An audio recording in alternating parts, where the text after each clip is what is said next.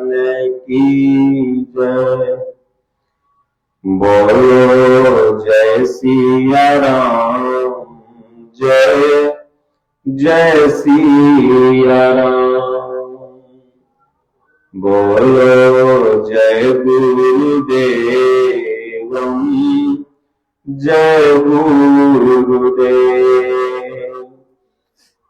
अब प्रभु कृपा करहु एहि भांति, सब तजि भजन करहु दिन राति। जहि विधि होहि नाथ हित मोरा, करहु सबेगी दास मैं तोरा। बड़ भागी गद हनुमाना, चरण कमल चापत विधिना। बोलिए श्री सद्गुरुदेव भगवान की जय। प्रिय भक्तजनों, आज की भगवत चर्चा में हम सब लोग भगवान के जो गुण हैं उन्हें कोई एक भक्त ही समझ सकता है।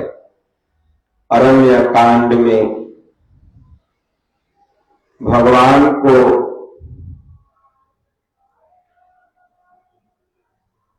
समझना चाहा था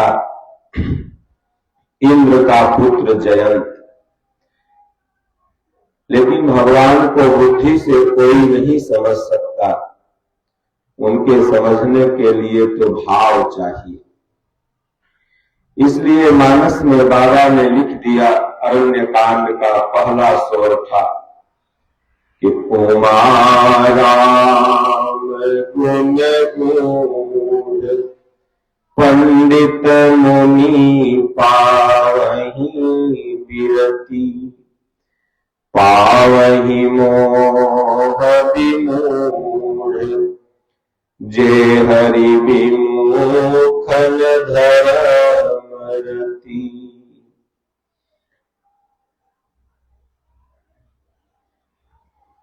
सीतहि चरण चोच हति भागा, अमूढ़ मंदमति कारण कागा। क्यों भागा? तो कहे कि सठ चाहत रघुपति बल देखा। लेकिन यहां कह रहे कि नहीं, भगवान भोलेनाथ माता पार्वती से कहते हैं कि उमा राम गुण गूढ़, उनको भला ये जयंत कैसे जान सकता है, क्योंकि राम जी का गुण तो अत्यंत गुण है। इसलिए यह रहस्य जानहि मुनि ज्ञानी, जिन रघुवीर चरण रतिमानी। और जो मोह में विमूढ़ है, मतलब जो मोह में मूर्ख बना पड़ा है, वो कैसे जान पाएगा? जे हरि विमुख न धर्म रति, और जिनका धर्म में प्रेम नहीं है वो भी नहीं जान सकता। तो जयंत जैसे जो लोग होते हैं, क्योंकि बहुत से लोग केवल प्रभाव बस ही या महात्माओं की परीक्षा लेने हेतु या तीर्थों में वहां का प्रभाव देखने हेतु जाते हैं, ऐसे लोग जयंत बुद्धि के होते हैं। और वो कभी भगवान के बारे में नहीं समझ सकते। वो तो तब समझेंगे जब भगवान का प्रभाव देखेंगे। जयंत भी शरण में आया, लेकिन प्रभाव देख करके। इसलिए भाववश, प्रभाववश और संस्कार बस तीन तरह के भक्त महात्माओं से जुड़ते हैं। एक तो भाववश, भाई चलो महात्मा है, दर्शन करना चाहिए, दादाजी करते थे हम भी कर लें, गीता में लिखा हुआ है, रामायण में लिखा हुआ है। एक प्रभाव बस भाई उनके यहाँ वो जाते हैं, हम भी चलें। एक संस्कार बस, कई जन्मों का संस्कार है, पुण्य है, पुरुषार्थ है, तो अपने आप महात्माओं को देखते ही जुड़ जाएंगे। अपने आप अंदर से वैराग्य सवार हो जाएगा, लगेगा हम भी भजन करें, हम भी राम राम जपें। ये कई जन्म का पुण्य पुरुषार्थ है, तब ऐसा संस्कार बनता है। तो जयंत जिमि पिपीलिका सागर था, महामंदमति पावन चाहा। सीता चरण चोर चहति भागा, मूढ़ मंदमति कारण कागा। माता सीता के चरण में चोंच से मारा। अब सीता जी के चरण में चोंच से मारना मतलब शांति ही सीता है, भक्ति ही सीता है, शक्ति ही सीता है। तो जैसे आप कहीं बैठे हैं, बहुत लोगों का ये स्वभाव होता है कि जाके चोंच मारे लगेंगे। ई कैसे होता है, ई नहीं तो ई होना चाहिए, रामायण में लिखा हुआ ऐसे नहीं तो ऐसे, कबीर साहब ऐसे नहीं तो ऐसे कहें। यही हुआ चोंच मारना, मतलब शांति में भंग करना। जब साधक भजन कर रहा है, नाम जप रहा, वही में जाके जयंत चोंच मारे लगा, तो भगवान कह रहा ससुरा ऐसे तो तुम समझेगा नहीं। तो चला रुधिर रघुनायक जाना, सीख धनुष सायक संधाना। सीध के धनुष से मार दिया। अब वो धनुष लगा, बाण जो निकला धनुष से लगा पीछा करने। गोस्वामी जी कहते हैं, अति कृपाल रघुनायक सदा दीन पर नेह। तासन आई कीन छलु, मूरख गुण गे। भगवान से उसने छल कर लिया और वो बाण ऐसे चला जैसे ब्रह्मास्त्र चला। अब आगे आगे वो कौआ जयंत, मानस में दो कौआ की कहानी आई है, एक जयंत की और एक काकभुसुंडी की। ये दो कौआ है मानस में, लेकिन दोनों में स्वभाव वही था। काकभुसुंडी जी भी लोमस ऋषि से उत्तर प्रति उत्तर में कीन्हा, मुनितन भय क्रोध ते चीन्हा। और यहाँ जयंत भी भगवान का प्रभाव देखने चला, अंत में दोनों भगत बन जाते हैं। तो आगे आगे जयंत इंद्र का पुत्र था। अब सोचिए, इंद्र तो देवता था और इंद्र का बेटवा कौआ कैसे होगा? सोचने वाली बात है। एक आदमी कौआ को तो जन्म नहीं दे सकता। तो वास्तव में इंद्रियों से जब तक जो ज्ञान उत्पन्न हो रहा है वो कौआ है। इंद्रियों से उपराम होने पर ज्ञान की प्राप्ति होती है, तो इसलिए ये इंद्र का पुत्र है। इसीलिए इंद्रियों से उत्पन्न हुआ ज्ञान हमेशा किसी न किसी की परीक्षा लेता है, क्योंकि वो मन बुद्धि से उत्पन्न हुआ ज्ञान है। बाबा हमारे प्रश्न का उत्तर दे दो तो हम जाने आपको। तो आगे आगे वो जयंत, पीछे पीछे भगवान का वो बाण, जो ज्ञान रूपी बाण है, अब लगा भागने। बाप रे, तो महाज्ञानी है, इनके बाण से तो मैं बच नहीं सकता। तुरंत अपने रूप में आया, अधरि निज रूप गयो पितु पाही। राम विमुख राखा तेहि नाही। डर के मारा व्याकुल होके अपने पिता के पास गया। पिताजी से कहा, ऐसे ऐसे हमने राम जी से द्रोह किया, सीता जी के चरण में चोंच मारा। वो बाण पीछे पीछे आ रहा है। पिता ने कहा, जल्दी भागो, नहीं तो हम तुमको यहाँ टिकने नहीं देंगे, क्योंकि राम जी से लड़ सके और ऐसा धरती पर कौन है। भाई रास उपजी मन त्रासा, जथा चक्र भय ऋषि दुर्वासा। जिस तरह से ऋषि दुर्वासा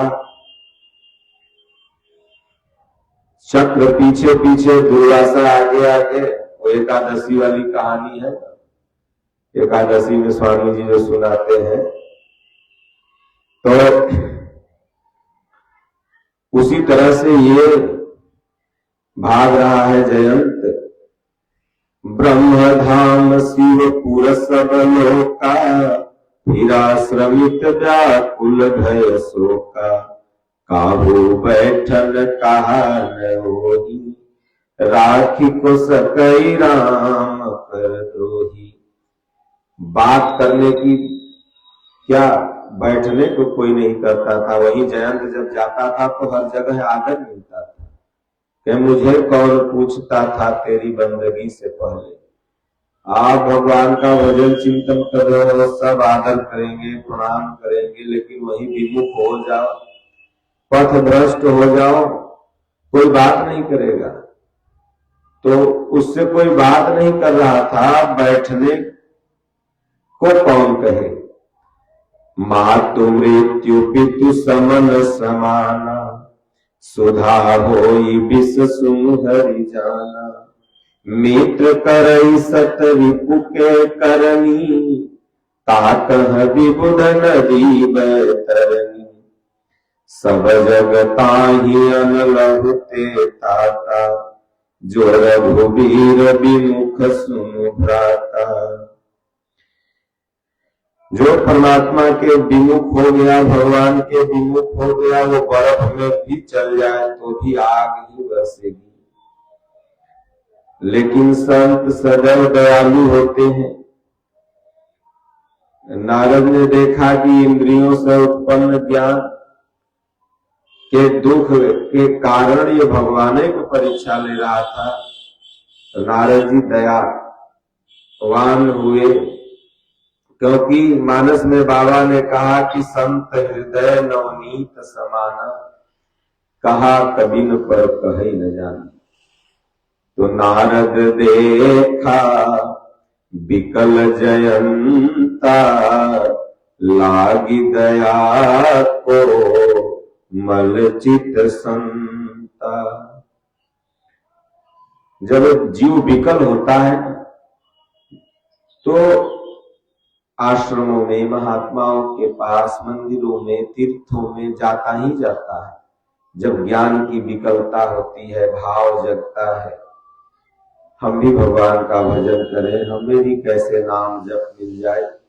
लोग देखिए न, विचरण करते हैं गंगा किनारे, पैदल यात्रा, तीर्थों में 5-5 घंटे 10-10 घंटा लाइन में खड़े होकर के। क्यों?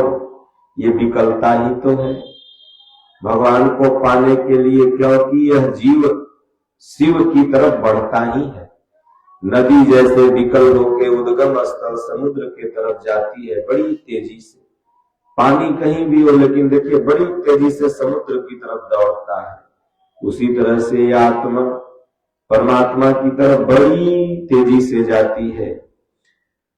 तो नारद जी ने देखा ये विकल है, दुखी है, और इसे पता ही नहीं कि भगवान जिस पर रूठ जाए उसे दुनिया में कौन बचा सकता है।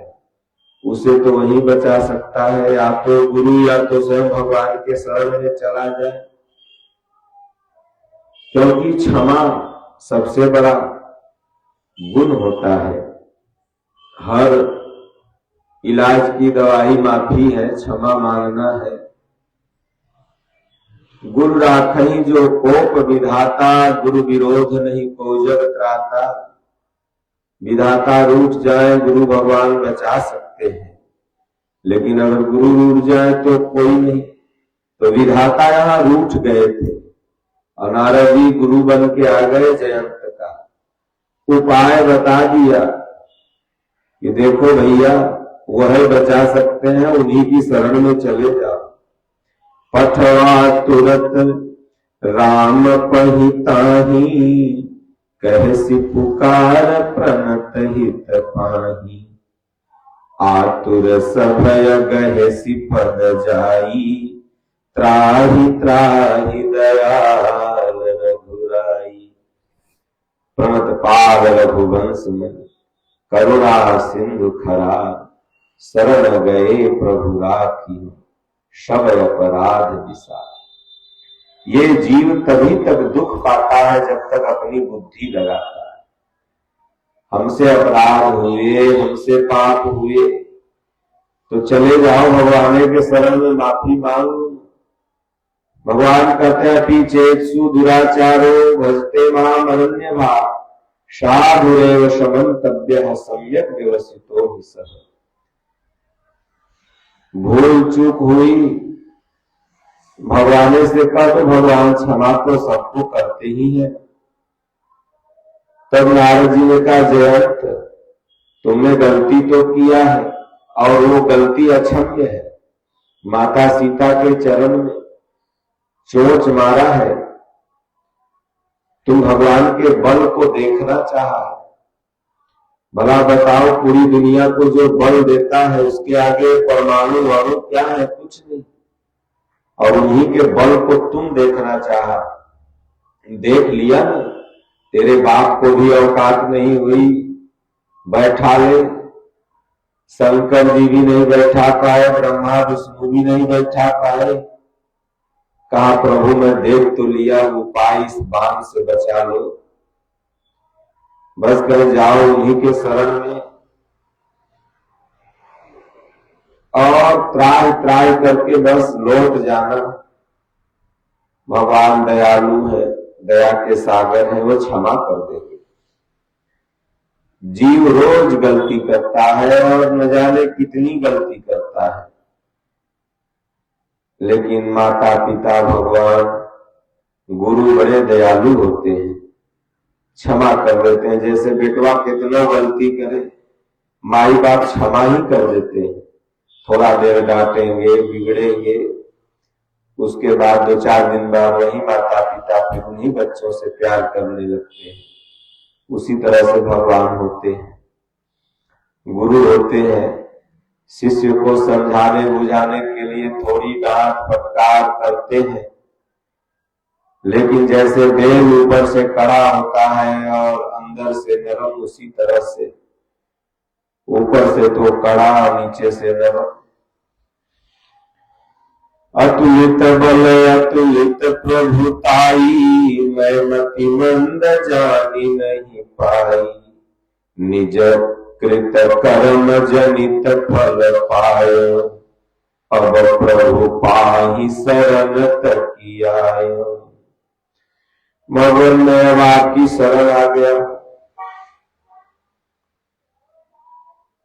कार्पण्य दोषोपहित स्वभाव, पृच्छामि त्वां धर्म सम्मूढ़ चेता, यच्छ्रेयः यस्यामि निश्चितं ब्रूहि तन्मे, शिष्यस्तेऽहं साधिमां त्वां शरणं प्रपन्नम्।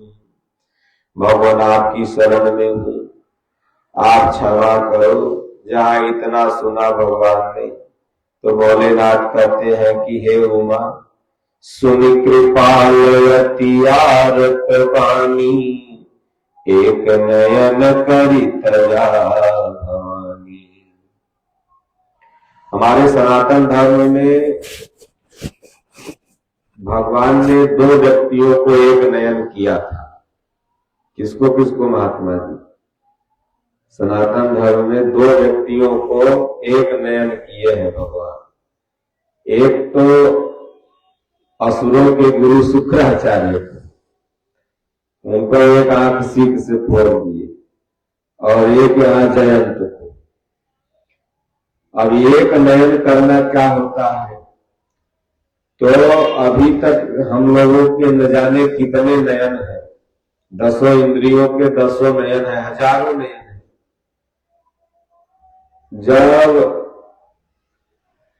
एक परमात्मा में हमारी श्रद्धा स्थिर हो जाएगी। कब? जब भगवान का प्रभाव देखेंगे तब। तो एक नयन हो गया। फिर एक नयन मतलब श्रद्धा एक निष्ठ हो गई, एक परमात्मा में श्रद्धा स्थिर हो गई। अभी तक दो नयन था उसको, अभी प्रभाव देखना चाह रहा था, उनका बल देखना चाह रहा था। अब जब बल देख लिया, सब देख लिया, तब अर्जुन भी एक नयन हो गया। अर्जुनों को पहले बहुत नयन था, लेकिन भगवान ने जब दिव्य चक्षु दिया वो भी एक नयन हो गया। बोले प्रभु आप सब न मेरे भाई हैं, न मेरे रिश्तेदार हैं, न मेरे दोस्त हैं, न मेरे दुश्मन हैं, आप तो जो हैं वो मैं कह नहीं सकता, इन वाणी से व्यक्त नहीं कर सकता। अर्जुन भी एक नयन हो गया। तो एकादशी एक मन बस कर सेवहु जाय, सोई व्रत कर फल पावई आवागमन न साय। यहाँ एक नयन कर तजा भवानी।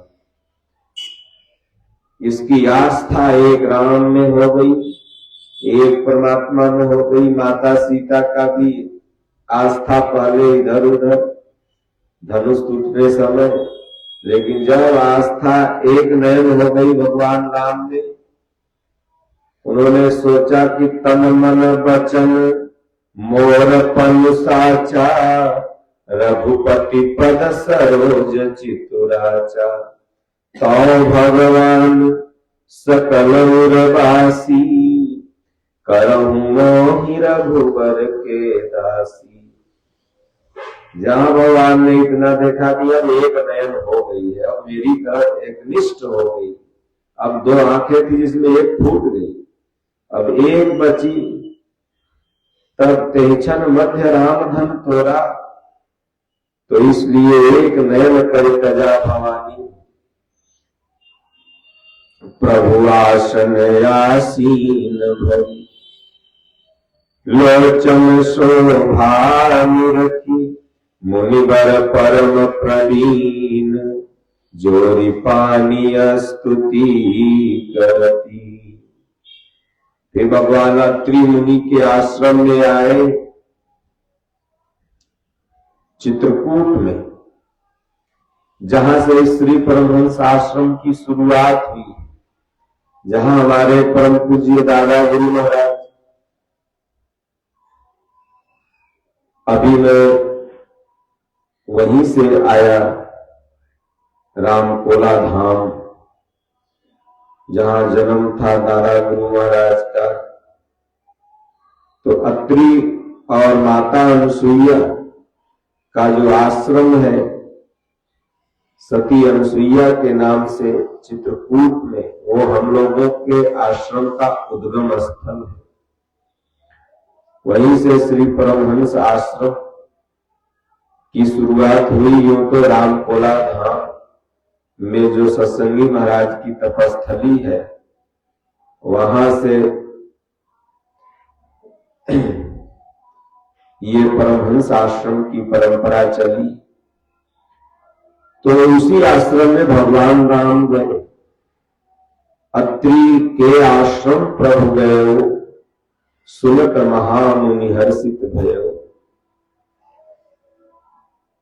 पुलकित गात अत्रि उठी धाये, देखी राम आतुर चली आए। करत दंडवत मुनि लाए, प्रेम बारी जन नवाए। फिर अपने आश्रम में लाया। धन्य है वो मध्य प्रदेश की चित्रकूट नगरी, जहां पर भगवान राम ने वनवास का सबसे ज्यादा समय 14 वर्ष में लगभग 12 वर्ष बिताए। और सच में वहां के लोग भी बड़े भाविक होते हैं। तो मैं वहां गया, सर्वभंग मुनि आश्रम, अगस्त मुनि आश्रम, सुतीक्षण मुनि आश्रम, अत्रि मुनि तो हम लोग का वहां आश्रम ही है, एकदम घनघोर जंगल, और आज भी बड़ी शांति है उन क्षेत्रों में। तो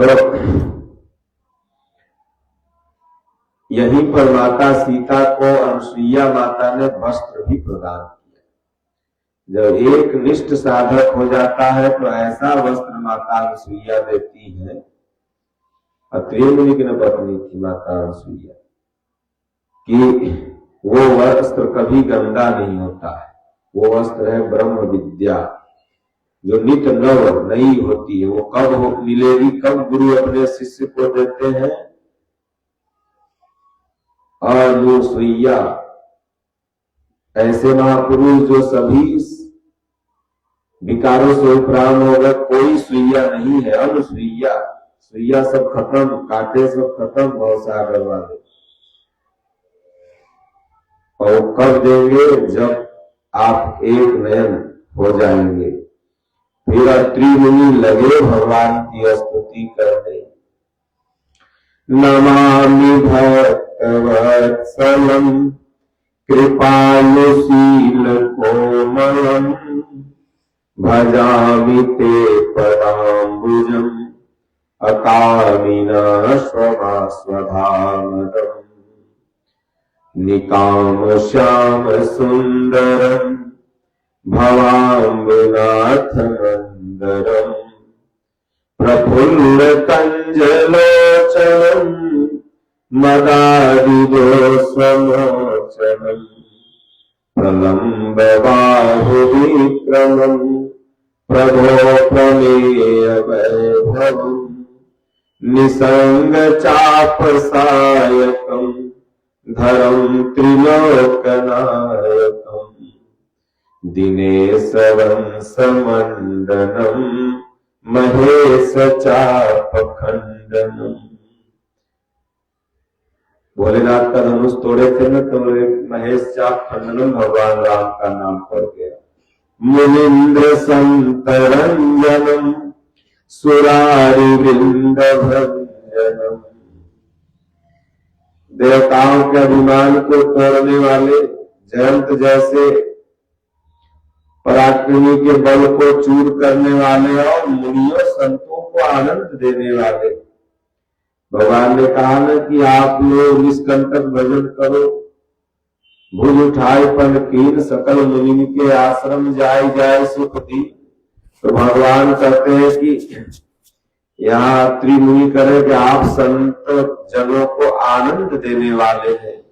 मनोज वैरिवंदितम अजादिदेव सेवितम विशुद्ध बोध विग्रहम् समस्त दूषणापहम् नमामि पतिम् सुखाकरम् सदागतिम् भजे सशक्ति सानुजम् सचीपति प्रियानुजम् त्वग्नम् मूलः ये नरा भजन्ति हीनमत्सरा पतन्ति नो भवार्णवे वितर्कवीच संकुले विविक्तवासिनः सदा भजन्ति मुक्तये मुदा निरस्य इन्द्रियादिकम्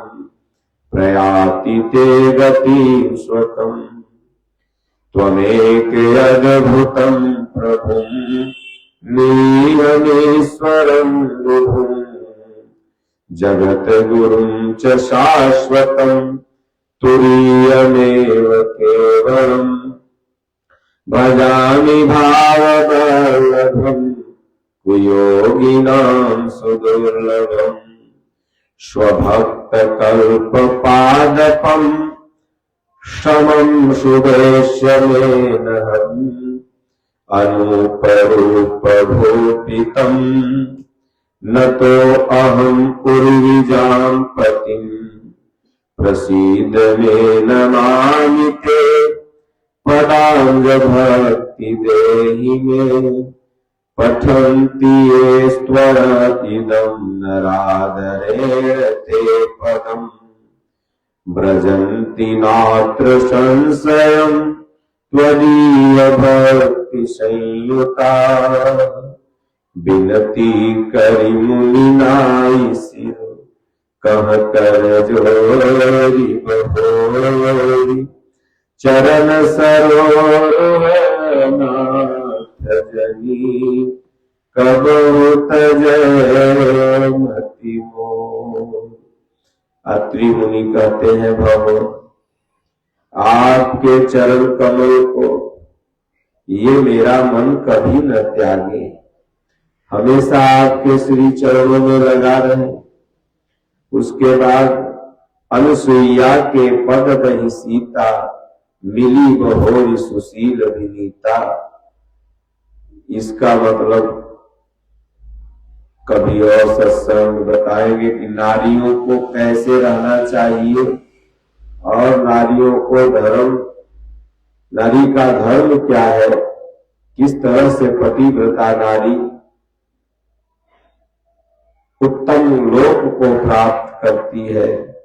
बोलिए श्री सद्गुरुदेव भगवान की जय, राजा रामचंद्र भगवान की जय, बाके बिहारी लाल की जय, परम पूज्य स्वामी दीनानाथ परमहंस महाराज की जय।